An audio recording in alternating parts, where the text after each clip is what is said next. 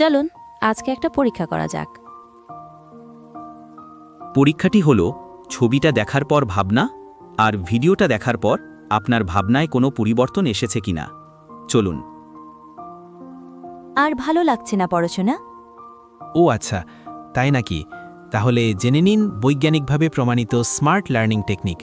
হয়ে উঠুন দুর্দান্ত। দুর্দান্ত হয়ে ওঠার জন্য ভিডিওটি স্কিপ না করে শেষ পর্যন্ত দেখতে থাকুন। আচ্ছা, একটু থামো। তুমি কি রফিক এবং সাইমকে চেনো? না, ওরা কারা? তাহলে চলো আগে পরিচিত হয়ে আসি। রফিক প্রতিদিন 10 ঘন্টা পড়ে, তবুও পাশ করতে কষ্ট হয়। আর সায়েম দিনে মাত্র 3 ঘন্টা পড়ে, তবুও ক্লাসে প্রথম হয়। সায়েম পরে বিশেষ টেকনিক ফলো করে, বুদ্ধিমত্তা ব্যবহার করে। আজকে আপনি জানবেন 5টি বৈজ্ঞানিকভাবে প্রমাণিত টিপস, যা আপনার পড়াশোনার ধরনটাই পাল্টে দেবে। Tips 1, active recall. খুবই চমৎকার একটি কৌশল।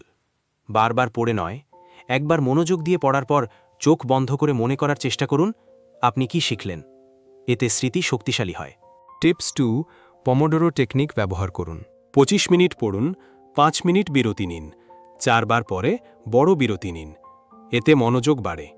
Tips 3, teach to learn. যখন আপনি কাউকে সহজভাবে বোঝাতে পারেন, তখনই আপনি নিজে ঠিকভাবে শিখেছেন। টিপ 4, স্পেসড রেপিটিশন। রিভিউ করার সময় একসাথে না পড়ে বিভিন্ন দিনে ভাগ করে পড়ুন। আজ পড়া জিনিস কাল আবার একটু পড়ুন। এভাবে ধাপে ধাপে এগিয়ে যান। এতে দীর্ঘমেয়াদে সহজে মনে থাকে। টিপ 5, আওয়ার ডিস্ট্র্যাকশন।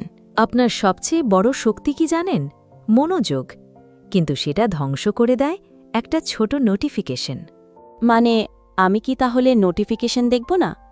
নোটিফিকেশন দেখতে মানা করিনি, শুধু পড়ার সময় না দেখলে ভালো।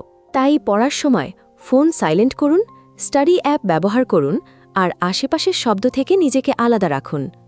মনোযোগ ধরে রাখতে পারলে আপনি কম সময়েই অনেক কিছু শিখতে পারবেন। মনে রাখবেন, আপনি কতক্ষণ পড়লেন তা নয়, কিভাবে পড়লেন সেটাই আসল। আজ থেকেই যে কোনো 3টা টিপস মেনে চলুন, ফলাফল আপনি নিজেই দেখুন। স্মার্ট লার্নার হয়ে কমেন্টে জানিয়ে দিন আপনার অনুভূতি। লাইক দিন, শেয়ার করুন আর সাবস্ক্রাইব করুন গোল্ডেন জার্নিকে, এরকম আরও সময় উপযোগী টেকনিকের জন্য। আজকেই ঠিক করুন এই সপ্তাহটি কোন টিপস দিয়ে শুরু করবেন।